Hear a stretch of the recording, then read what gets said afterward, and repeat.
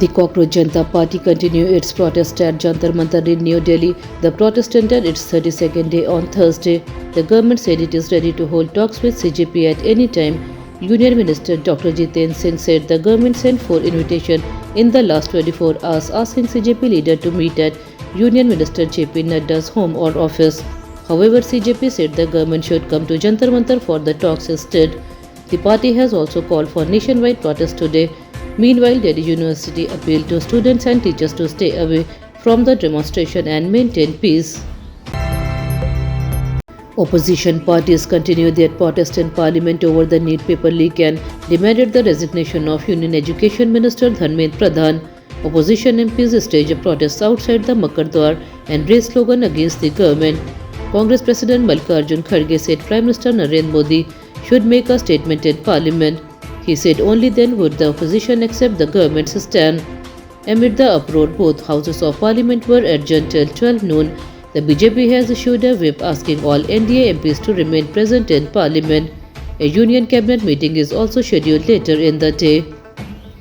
अगर उनको कुछ बोलना है तो सदन में बोलना चाहिए, तभी हम वो ऑथेंटिक बात उनकी समझेंगे।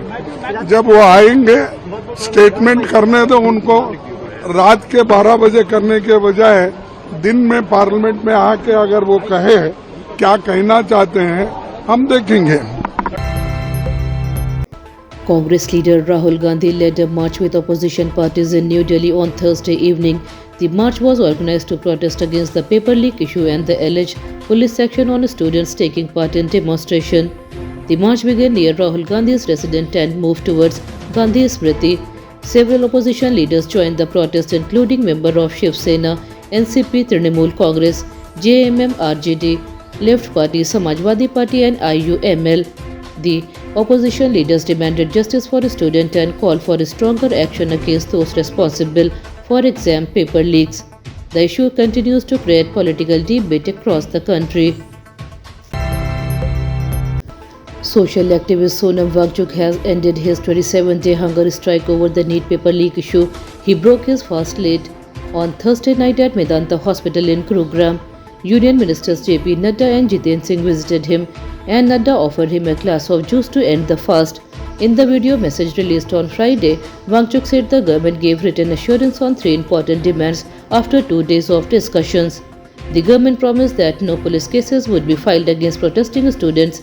It also agreed to hold a discussion in Parliament on the paper leak and the examination system, and to provide proper compensation to the families of students who died by suicide.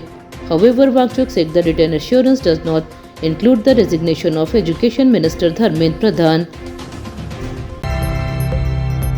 Tensions between the United States and Iran have increased once again. US President Donald Trump has said that America is fully prepared to launch its biggest military strike on Iran. He said all preparations have been completed and only the final decision is yet to be made. Trump also claimed that Iran has not suffered enough and warned that stronger action if possible. In response, Iran strongly rejected the warning and said any American attack would bring serious consequences. Iranian officials said the United States would have to pay a heavy price for such action. The situation has raised fresh concern about peace and stability in the Middle East. The United States has announced a 10% extra tariff on goods imported from India. The new rule came into effect on Friday. The decision was made under the direction of President Donald Trump. The US Trade Representative said the action target goods linked to forced labor. In total, 60 countries are affected. India is among 17 countries facing a 10% extra tariff. Another 43 countries face a 12.5% tariff. The action has been taken under Section 301 of the US Trade Act of 1974. Countries like the UK, Canada, Pakistan, Bangladesh, Sri Lanka, Indonesia and Mexico are also included. Indian stock market opened lower today as investors remained cautious. The Sensex fell around 700 points to 75,613 in early trade. The Nifty also dropped nearly 200 points and slipped to 23,646. Market experts say rising global uncertainty and higher crude oil prices are putting pressure on investors. Crude oil has crossed the $100 per barrel mark, raising concern about inflation and higher import costs for India. Most sectors traded in the red during the opening session, with selling seen in banking, IT and energy stocks. Investors are closely watching global markets and oil prices for further direction. The 2026 Commonwealth Games officially began in Glasgow, Scotland with a colourful opening ceremony.